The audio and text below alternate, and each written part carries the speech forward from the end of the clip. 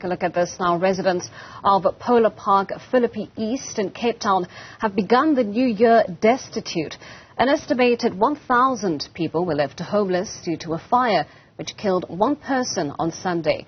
The blaze began in the early hours on New Year's Day and spread to an estimated 300 homes, leaving scores of families stranded overnight. Let's speak to a gift of the Givers to find out how they're helping in managing the situation. The organization's Ali Sablay joins me now. Ali, thank you so much for your time and thank you for joining us on our program this morning. Now, your organization has been on the ground for much of the weekend, attending to, the families that have been affected by these fires. Just take us through the progress being made with regards to your humanitarian efforts. Thank you. The first fire started on Friday, the 30th. When we received a call around about 12 p.m. of a fire that's happening in Dunoon. Our teams went through for assessment, and when we got there, over 106 structures has burnt out completely, leaving close to 250 people displaced. But the tragic part was, most of the people were at work, some are in the Eastern Cape. We witnessed people coming from taxis, running towards the disaster site.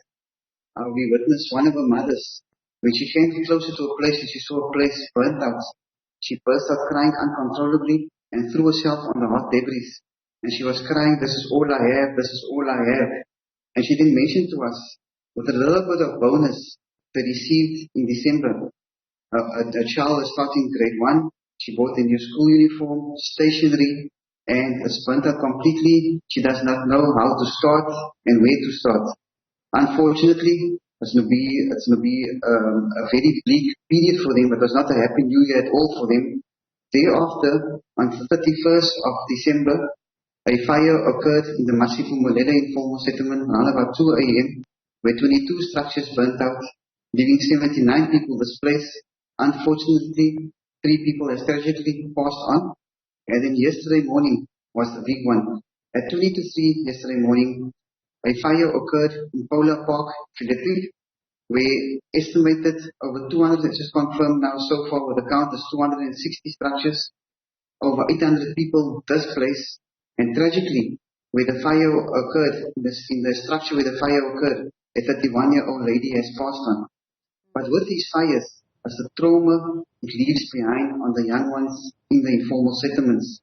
A father explained to us yesterday how he had to throw his children out of the structure, and when he escaped, it took him about an hour or 2 just to find his children amongst the community.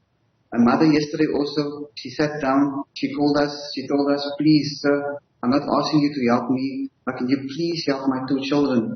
My daughter's about to start matric. This is the most important year in the schooling career. She has lost everything. She does not want the daughter to start this year with stress or traumatized of the situation." So the situation on the ground is very, very bad at the moment. As people are traumatized. So those people whose homes, some of the people's homes have burnt out, is only returning home, but they're returning home to nothing. Yeah. I mean, Ali, the account that you're giving us is absolutely devastating. But as an organization, you yourself aren't, fully capacitated. There is a limitation to what you can and cannot do to assist the families affected by these fires. What is the most pressing need that Gift of the Givers is presently able to at least provide for some of these families? Okay, as you know, we are quite used to the fires in the Western Cape already. From January and from November, December, January is known as the fire season in the Western Cape. So when Gift of the Givers comes on the ground, the first thing we provide the families is a hot meal. Because sometimes the fires take 7 to 8 hours to be extinguished, and these people have absolutely no food. So we provide them with a hot meal, bottled water. Sometimes the taps are burnt out, so they have no clean drinking water. We provide them toiletry packs, mattresses, blankets, and if they are placed in shelters, Gift of the Givers provide the shelter with raw ingredients to feed the communities for the next few days. But all credit due, number 1, to the City of Cape Town's fire department. They did a phenomenal job in extinguishing all 3 fires at a phenomenal rate. The fires would have been much worse if it was not for them.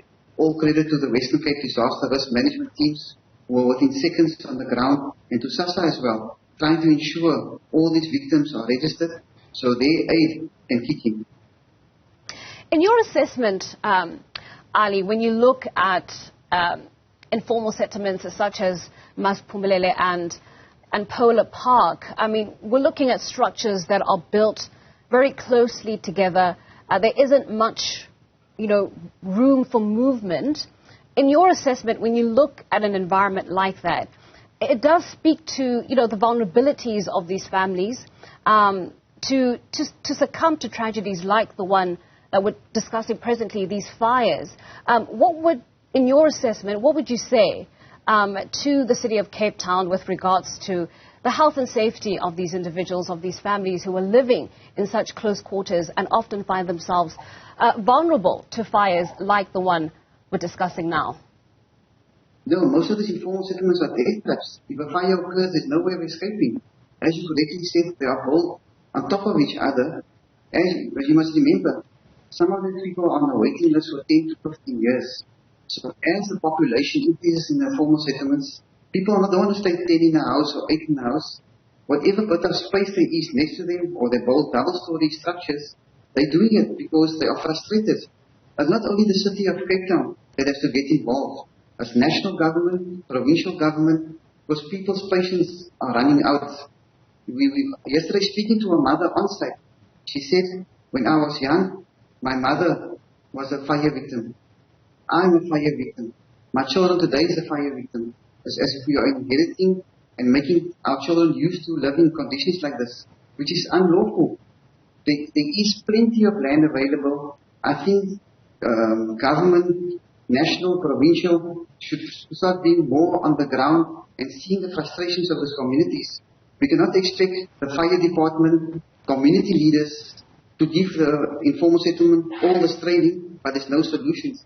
We're telling them to build structures 1 meter apart.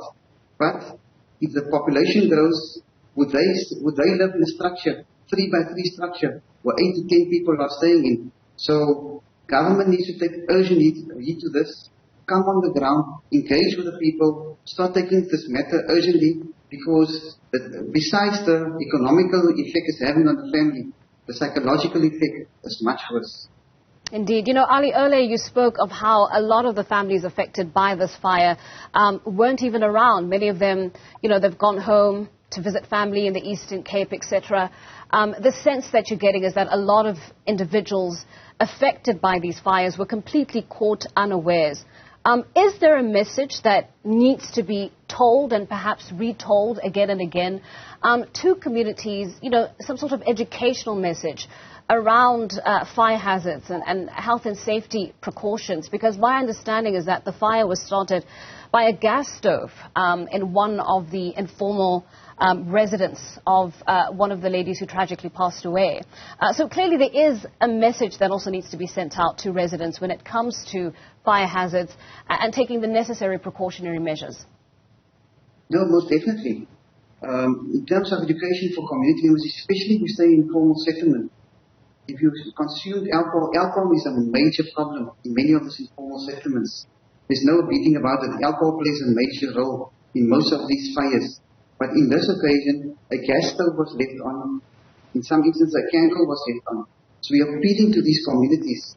Please do not make sure your appliances are off. If you're feeling tired, if you're feeling exhausted, make sure, do not decide you're hungry now, you're going to put something on the stove, but then you fall asleep. Because your simple act of negligence can cause a devastation, not to hundreds of people, but to thousands of people. Well, Ali, thank you so much for your time and thank you for coming onto our program this morning. That was Ali Sablay, coordinator with Gift of the Givers, just giving us an account of those humanitarian efforts that are currently underway at Polar Park in Philippi East in Cape Town.